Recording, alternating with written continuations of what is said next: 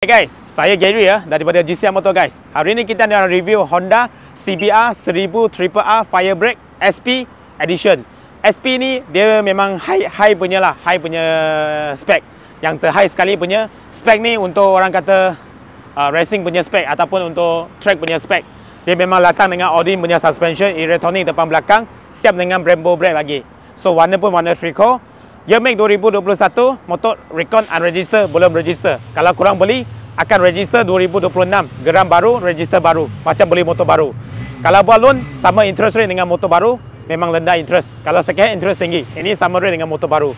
Deposit kosong, bulanan 1,600 lebih selama 7 tahun. Itu untuk loan kredit ataupun loan bank. Alright, penghantaran seluruh Malaysia boleh diuruskan, termasuk Sabah Sarawak. Kalau nak join motor, kena trade motor pun boleh roger kita bagi harga cantik. Motor ni, condition pun memang cuna, memang siap dengan acropovic. Jom kita tengok apa yang datang dengan motor. First memang kawasan Trico lah. Alright, depan ada baby face punya fork slider, Audi punya suspension kiri kanan, electronic punya adjustable, Brembo brake. Alright, double disc brake. Tayar depan pakai Pederi Diabio Rosso. Okey, Diabio Rosso Corsa punya, memang sport punya tayar. 120/70/17. Masih ada around 85% lagi. Radiator guard dah ada Brenta punya. Okey.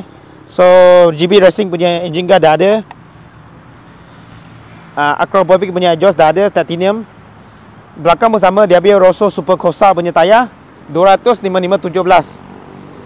Masih ada around 80% lagi. Okey, semua tune lagi guys. So siap ada recorder lagi. Recorder. Okay, tengok meter pula. Motor ni keyless tak pakai kunci. On je, masuk meter TFT. Okay, mileage 15,000. Jam nanti kita set balik sebab baru pasang bateri. So, semua boleh select lah. Dia macam-macam boleh set. Cruise shifter up down semua ada. Lepas tu korang boleh pergi setting. Okay. Okay, setting ada riding mode, suspension boleh adjust, cruise shifter, damper semua boleh adjust. Okay, macam-macam you boleh adjust lah. You adjust sendiri. Servis semua pun boleh tengok. Okey, last kita payungkan korang sound guys.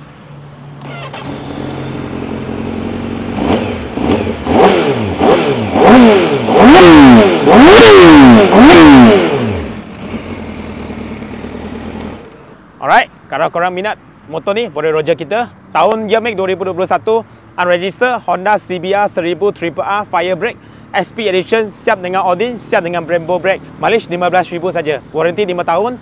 Harga 105, cash. Kalau loan minimum deposit kosong, bulanan 1,600 lebih selama 7 tahun. Kalau korang minat, roger kita. See you next video. Bye.